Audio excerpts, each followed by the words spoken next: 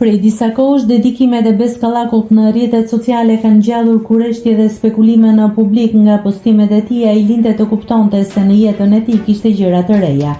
Ashtu siç ishte parashikuar, pas lumturisë së aktorit të njohur, fshihet dashuria.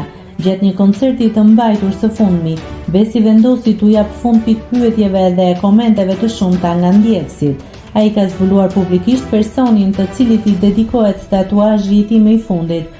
Përballë publikut, aktori ndau një moment të jetë emocional që u shndërrua menjëherë në një deklaratë dashurie.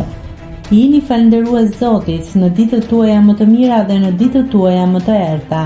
Unë gjithë jetën time kam bërë për të qeshur publikun, vetëm kam bërë për të qeshur dhe kishte vite që më kishte humbur buzëqeshja mua. Dhe me që më keni pyetur aq shumë nëpër komente dhe nëpër mesazhe për tatuazhin që kam bërë, dua të falenderoj Zotin që më në fund më solli afër dikë që më solli edhe buzëqeshjen. E jona të dua, tha Beskallaku.